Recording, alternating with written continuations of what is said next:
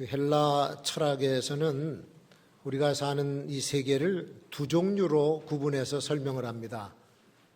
눈에 보이는 세계와 보이지 않는 세계, 또 아래 세계와 위의 세계, 그리고 보이는 세계를 가리켜서 페노메나라고 그러고 보이지 않는 세계를 이데아라고 불러요.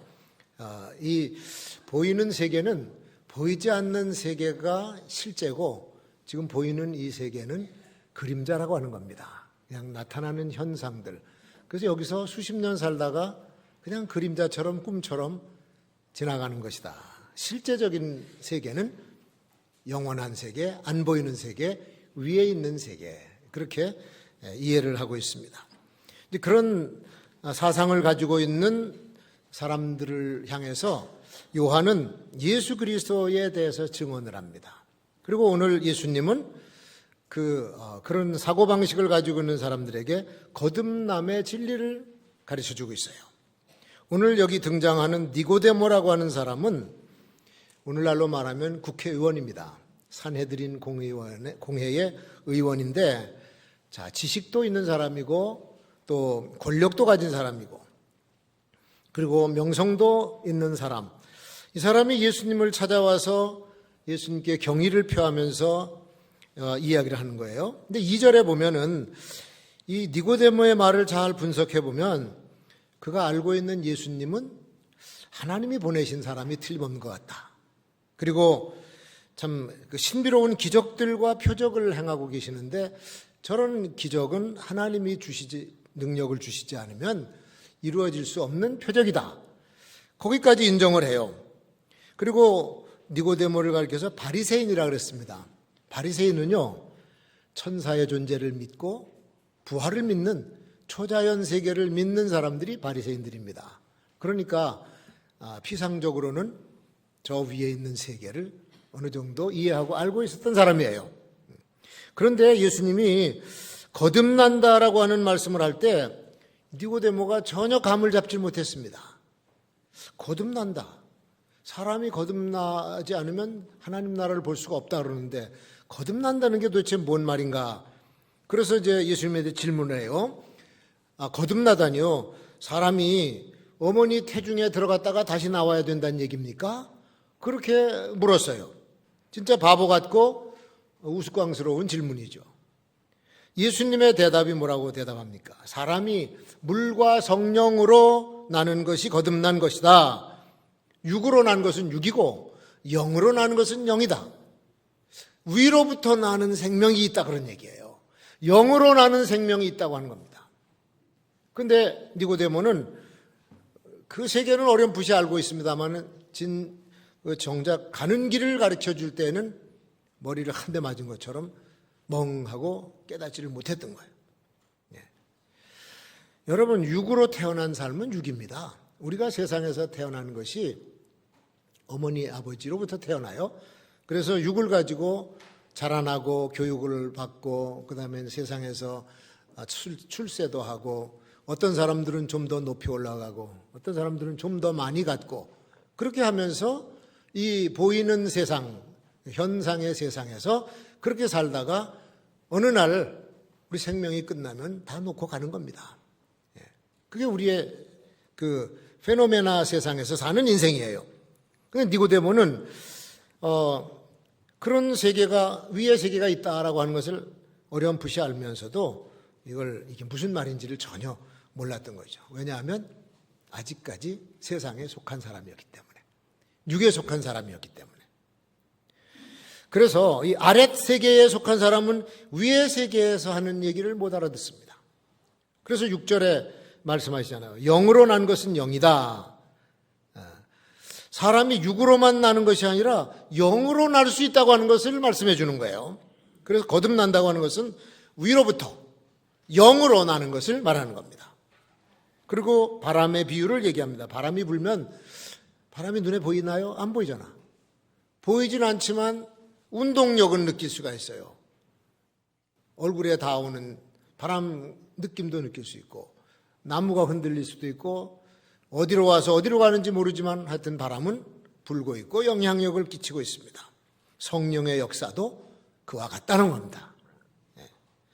오늘 성령 강림주의를 지키고 있어요. 성령은 성부, 성자, 성령 3위 중에서 세 번째 위가 바로 성입니다. 이 세 분이 세 위가 하나로 뭉쳐서 한 하나님이세요. 그 하나님에서 인간의 몸을 입고 보이지 않는 하나님이 인간의 몸을 입고 세상에 오셔서 구원의 역사를 이루신 예수 그리스도가 성자이십니다. 33년 동안 세상에서 사셨고 팔레스틴이라고 하는 공간에서 사셨어요. 그리고는 부활 승천하신 다음에 약속하신 대로 똑같은 보혜사를 보내주셨습니다. 똑같은 분, 그분이 바로 성령님이세요. 사도행전 2장 1절에서 4절까지 급하고 강한 바람처럼 임하신 그분이 바로 성령님이신데 똑같은 하나님 성부, 성자, 성령 하나님. 예수님께서 활동하셨던 33년의 시대를 우리는 성자의 시대라고 말합니다. 그런데 성령님이 오시고 예수님 재림하실 때까지의 그 기간을 성령이 역사하는 시대라 그래서 성령 시대라고 하는 거예요. 지금 우리는 성령 시대를 살고 있고 또 성령께서 오셔서 교회를 세우셨기 때문에 우리는 교회 시대를 살고 있는 겁니다. 그리고 하나님의 은혜가 구원의 은혜가 아직도 유효하기 때문에 우리는 그 시대를 은혜의 시대라고 부르는 거예요. 은혜의 시대. 우리 이 성령 강림 주일에 하나님께서 성령을 통해서 하시는 역사를 한번 살펴보려고 그래요. 자, 성령님은 보이지 않는 세계에서 우리를 도와주십니다. 할렐루야. 영의 세계와 육의 세계는 분리된 것이 아니야. 이게 서로 연결이 돼 있습니다. 영의 세계가 육의 세계를 주관합니다. 보이지 않는 세계가 보이는 세계를 주관하고 있는 거예요. 자, 보이지 않는 성령께서 죄인을 변화시켜서 거듭나게 하시고 영원한 생명을 주시는 역사를 하십니다. 보이지 아니하는 악령이 인간의 삶을 비참하게 만들고 인간의 속에 들어와서 엉망을 만들어버리고 그의 삶을 파괴하고 주변을 파괴합니다. 보이지 않는 것들이에요. 우리는 이 사람 생각 속에서 나를 지배하고 세상을 지배하는 그런 현상도 보게 돼요. 여러분, 사상과 이념이 눈에 보입니까? 안 보여요. 사상과 이념. 그런데 그 사상과 이념이 어마어마한 세상을 변화시켜가는 힘이 있습니다. 인간의 두뇌 명석합니다. 그 머리를 가지고 깊이 생각을 하고 한 문제를 가지고 고민하고 연구하고 또 생각하고 하다 보면 거기서 철학이 생겨나고 거기서 사상이 정립되고 이념이 정립이 됩니다. 생각을 발전시켜 나가다 보니까 사상이 형성이 돼요.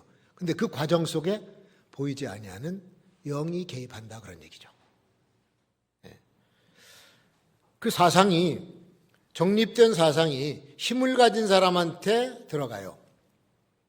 왕이나 수상이나 대통령이나 지도자한테 그 사상이 들어가면 그런 세상을 만들려고 합니다. 로마의 황제들은 철학을 많이 공부한 철학자들이었었습니다. 그래서 그 자기가 배운 철학을 가지고 제국을 이끌어가려고 했던 거예요. 철학자들이 통치를 했습니다. 오늘날의 국가 지도자들도 보면은 각기 자기가 가지고 있는 통치 철학이 있습니다. 그리고 자기가 만들고자 하는 국가 건설의 이념이 있습니다. 오늘도 있어요. 그냥 아무렇게나 하는 거 아니에요. 뭐 표 많이 받아서 대통령 되고 수상 되고 그랬다고 그냥 하는 거 아닙니다. 생각이 있어요. 그래서 사람의 생각 속에서 나오는 이런 사상들이 그 나라의 미래의 사회 구조를 만들어 가게 되어 있습니다. 그리고 뭐 정치하는 사람들이 다리 짓고 무슨 뭐 건축하고 우수 상품 만들어서 수출해가지고 경제 성장을 이루고 부강한 나라를 만들어서 사람들 좀 잘 살게 만들어주고 하는 것, 이건요 감각적인 거예요. 그게 현상 세계에서 지금 보여지는 것이지 사실상 그 뒤에 그가 가지고 있는 사상의 세계를 만들어가는 겁니다. 만약에 경제 성장에다가 우리나라의 목표를 맞춰버리면 그거는 그림자 위에다가 계획 세우는 거나 똑같은 거예요. 돈이라고 하는 것은요, 한순간에도 없어집니다. 부강한 나라 만들었어요. 전쟁이 일어나면 다 부서져요. 돈을 많이 벌어가지고 은행에도 쟁겨놓고 뭐 별 금도 사놓고 했습니다만 강도가 들어와서 죽이고 뺏어가면 다 끝나는 거예요. 나라를 그 목표에다가 걸어놓으면 안 돼요. 건전하고 건강한 목표를 세우려면 바른 통치 철학과 건전한 이념과 높은 도덕성과 윤리가 기반이 된 그런 나라에다가 초점을 맞춰야 그게 바른 나라가 되는 것이죠. 보이지 않는 곳에서 활발하게 움직이고 있는 이 이념과 사상, 교육으로 주입을 시키면은 그 다음 세대가 그걸 그대로 받습니다. 그리고 법을 만들고 제도를 만들면 어길 수 없이 그냥 그 제대로 가는 거예요. 예를 들어서 여러분, 공산주의 사상을 만들어낸 칼 막스가 사상가입니다. 그렇게 깊이 연구하고 만들어낸 이론이 공산주의 이론이에요. 아주 모든 사람이 다 행복하고 유토피아를 만들어서 모두가 다 행복하게 살 수 있다고 하는 그런 사상을 만들어놨는데, 이 사상을 누가 받아들이냐면 레닌, 스탈린이 받아들였어요. 그래가지고 그 나라를 만들려는 거야. 그러다 보니까 그 안에 있는 계급투쟁의 이론, 그거를 현실화시키면서 그 당시에 지주들, 소위 부르조아라 그래가지고 모조리 잡아주고 수천만이 죽었습니다. 그러고는 공산혁명을 일으키고 소련을 만든 거예요. 공산국가를. 그 70년을 통치했죠. 이게 소련만이 아니라 중국, 동구권도 다 그 지도자들이 그 사상을 받아서 한 거고, 북한도 그 사상을 받아서 공산주의를 만든 거예요. 사상과 이념이 그렇게 여러분 힘이 있습니다. 그래, 한 나라의 지도자가 어떤 이념과 사상을 가지고 그 나라를 이끌어가는가를 잘 판단하고 잘 분석하면 그 나라의 미래상이 보이는 겁니다. 사람의 생각에서 나오는 이 세상의 지식과 이 세상에서 얻은 사상도 이렇게 힘이 있는데, 보면은 조금 있다 보면 다른 이념이 나오고 다른 사상이 나와요. 도전을 받습니다. 그러면 처음에 있던 것이 진리인 것 같은데 아니야. 치우고 새로운 사상이 또, 그러니까 세상에는 새로운 것이 없어요. 영원한 것이 없어요. 근데 보세요. 예수님께서 말씀하시는 하나님의 나라는 어제나 오늘이나 영원토록 변함이 없으신 진리의 나라, 영원한 생명의 나라인 줄로 믿습니다. 자, 이거를 이제 예수님을 찾아온 그 니고데모를 놓고선 얘기를 하다 보니까 못 알아듣거든요. 그러니까 니고데모를 책망하세요. 너는 알 만큼 아는 사람이고 초자연적인 세계를 안다고 하는 사람 아니냐? 그리고 다른 사람들의 선생이 되었고 백성들의 지도자가 되었고, 어떻게 내가 말하는 하나님의 나라에 대해서는 이렇게도 하나도 모를 수가 있는가? 니고데모를 그렇게 책망을 합니다. 예수님 시대의 유대 나라는 국권을 상실했습니다. 벌써 로마 제국의 통치를 받는 식민국가였었어요. 그리고 왕도 다윗의 계보의 왕이 아닌 에돔 사람을 세워서 왕으로 만들어주니까 왕이 존경을 못 받았어요. 말도 안 듣고. 그럼 누가 더 권위가 있었냐면 제사장들. 그 당시에 대제사장들이 오히려 권위가 있었습니다. 백성들이 그 사람들의 말을 들었어요. 근데 예수님의 눈으로 볼 때 왕이나 대제사장들이나 한심하기 짝이 없었어요. 대제사장들과 서기관, 율법사들이 하나님의 뜻을 따르지 않고 정치 권력에만 관심을 가지고 그 파워를 얻으려고, 그 다음에 부를 움켜쥐려고, 그런 모습만 보고선 도와주질 않은 거예요. 만나주지도 않았습니다. 그 당시에 지도자들이라고 하는 사람들은 아예 만나주질 않았어요. 근데 지금 니고데모가 그 사람들 중에서 그래도 뭔가 진리를 찾으려고 와서 예수님 발 앞에 와서 앉았는데, 그 사람도 보니까 그 나라에 대해서는 전혀 알지를 못하는 무지한 사람이거든요. 하나님의 뜻을 따르는 하나님 나라의 백성 하나만 있으면 그 사람을 도와줄 텐데, 성령으로 거듭난 성도 하나만 있어도 우리 주님은 그를 도와주실 텐데, 예나 오늘이나 똑같습니다. 주님이 도와주고 싶어 하시는 분은, 그런 사람은 성령으로 거듭난 하나님의 백성인 줄로 믿습니다. 하나님 백성이 아닌데 뭐하러 도와줘요? 도와주면은 세상 일만 하는데. 그래서 거듭난 하나님의 나라 백성을 성령으로 거듭나게 하셔서 보이지 않는 성령께서 그를 도와주신 겁니다. 그리고 하나님 나라에서 오신 주님이 그 나라로 가는 길을 알고 계세요. 여기 보면은 진실로 진실로 내게 이르노니 3절에 그랬습니다. 진실로 진실로라고 하는 이 성경에 이런 구절이 많이 나와요. 이건 원어로 하면 아멘, 아멘, 레고 후민 그렇게 해서 아멘, 아멘이 2번씩 나와. 이거는 아주 중요하다고 하는 얘기입니다. 나는 아는 것을 말하고 내가 본 것을 증거하는데 너는 왜 내 말을 믿지 않느냐? 그런 뜻이죠. 하나님의 보좌를 버리고 세상에 내려오셨어요. 그러니까 그 나라의 주관자가 내려오신 겁니다. 위의 나라의 주관자가 내려오셨어요. 그러니까 이 성자 예수님께서는 그 나라에 대해서는 모든 것을 알고 계셔. 통치를 하셨으니까. 처음부터 오시자마자 천국에 대해서 말씀하셨어요. 회개하라. 천국이 가까웠다. 천국은 이와 같은 것이니 하나님은 나라는 이와 같은 것이니 계속 하나님의 나라에 대해서만 말씀하셨어요. 왜? 당신이 오신 그 나라를 알기 때문에 가르쳐 주시는데 사람들이 못 알아들으니까 땅에 있는 것들을 가지고 설명을 하시는 거예요. 백합화를 봐라. 공중에 나는 새를 봐라. 그렇게 가르쳐 줬는데도 땅에 속한 사람들이 알아들을 수가 없었어요. 그러니까 내가 땅의 것을 가지고 말하는데도 못 알아듣니. 거듭남의 교훈이라고 하는 것이 바로 그겁니다. 성령으로 나야만 그 나라를 볼 수가 있는 줄로 믿습니다.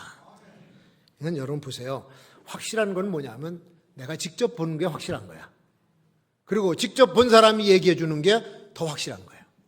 한 달이 건너가서 두 번째 사람이 얘기하면 벌써 순도가 100%가 아니야.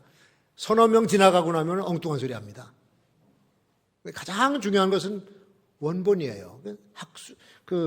박사학위를 하는 분들도 인용을 할 때 원본을 인용해요. 원본. 누가 원저자냐. 그걸 갖다가 인용을 하면은 그 학위 논문이 권위가 있어서 그것이 이제 학위를 받게 되는데 주님은 직접 보신 것을 말씀한 거예요. 나는 내가 아는 것을 말해주는 거다. 그리고 내가 본 것을 알려주는 거야. 신뢰할 수 있는 확실한 자료이니까 그대로 받아들여라. 정말로 정말로 확실하다. 그런 뜻입니다. 여러분 드라마 중에서 현대 사람이 과거 고대 고려 시대로 가고 이조 시대로 가가지고 거기서 활동하는 드라마가 몇 개 나왔었어요. 재밌었습니다. 거기 가면 재밌어요. 이거는 역사책에서 본 얘기가 여기서 지금 진행이 되고 있고 이 사람들은 앞으로 수백 년 뒤에 일어날 일을 몰라. 그러니까 뭔 일이 벌어지려고 할 때 먼저 얘기해줘. 그거는 이렇게 진행이 될 거예요. 틀림없지. 역사에서 배웠으니까. 깜짝 놀랍니다. 야, 세상에 어떻게 그걸 다 아냐. 신기가 있는 여자로구나. 뭐 이런 식으로 인정을 해요. 다 알고 다 경험한 것을 가르쳐 주는데 그보다 확실한 일이 어디 있어요. 주님께서 가르치시고 말씀하시는 모든 것이 하나님 나라에 대해서 다 아시는 것을 전달해 주는 거기 때문에 우리는 그냥 아멘으로 액면 그대로 받아들여야 될 줄로 믿습니다. 물과 성령으로 거듭난다고 하는 뜻이 뭡니까? 물은 말씀을 의미해요. 성령은 하나님의 살아계신 영이에요. 사람이 거듭나는 것은 주께서 전해주신 말씀, 예수님이 입으로 하신 말씀, 성경에 기록된 하나님의 말씀으로 우리가 거듭나는 거예요. 그리고 성령께서 인도하셔야 그 말씀을 깨달을 수가 있게 되는 줄로 믿습니다. 그래야 올바른 대답이 나오는데 성령의 인도하심이 없으면 오늘 니고데모처럼 바보 같은 소리를 또 하는 거예요. 이해가 안 되기 때문에. 성경에 기록된 주님의 말씀은 의심할 필요 없이 100% 믿어야 될 줄로 믿습니다. 특히 천국에 대한 교훈은 그분이 말씀하신 대로 그대로 받아들이면 돼요. 요한복음 14장에 그렇게 말씀하십니다. 내가 아버지 집으로 돌아가서 너희를 위해서 처소를 예비하고 올 텐데 와서 나 있는 곳에 너희로 있게 하리라. 제자들 그대로 받아들이면 돼요. 나 글리 간다 이거야. 종말에 관한 교훈도 예수님께서 세 군데서 말씀하십니다. 마태복음 24장, 마가복음 13장, 누가복음 21장에서 종말에 대한 예언을 거의 비슷하게 얘기를 하셨어요. 그럼 그대로 이루어집니다. 왜? 주님이 앞으로 그렇게 하실 거니까. 그렇게 하신다고 하고 말씀하시는 거예요. 말씀하신 것은 빠짐없이 성취가 되고 하나님 나라에 관한 것도 다 이루어지게 되는 줄로 믿습니다. 그리고 그 성령께서 마지막으로 우리를 생명의 길로 인도하시는 거예요. 생명의 길. 여러분 사람이요. 지능이 좋다고 해서 다 하는 거 아니에요. 공부 많이 했다고 하는 것이 아니야. 학위를 가지고 무슨 세상 경험을 많이 했다고 다 아는 것이 아니에요. 머리가 아무리 좋아도 모르는 것은 몰라요. 어떤 때는 어린아이도 아는 사실을 학자들도 모르는 경우가 있어.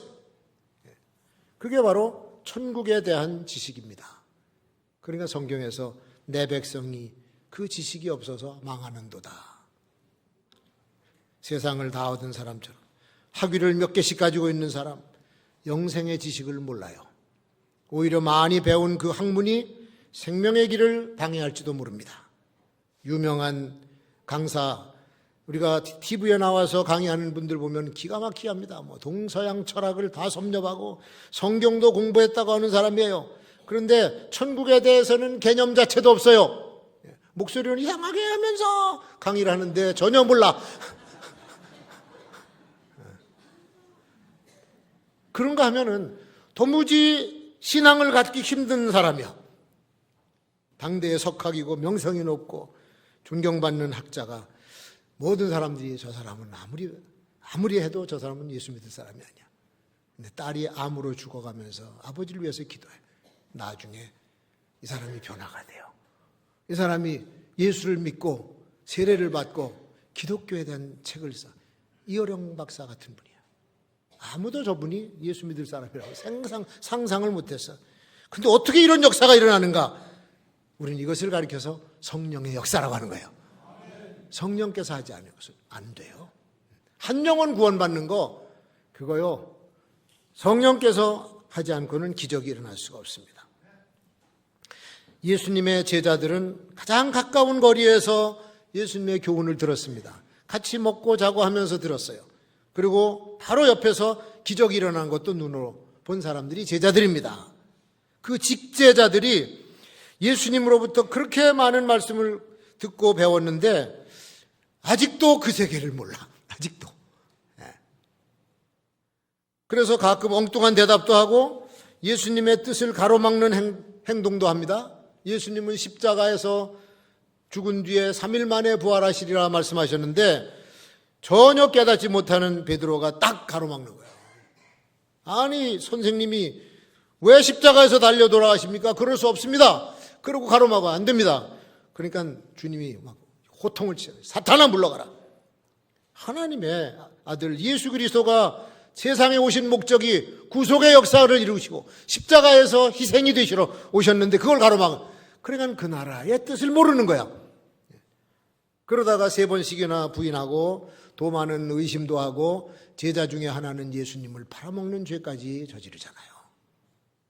이 세상에서는 그쪽 세상이 눈에 안 보이기 때문에.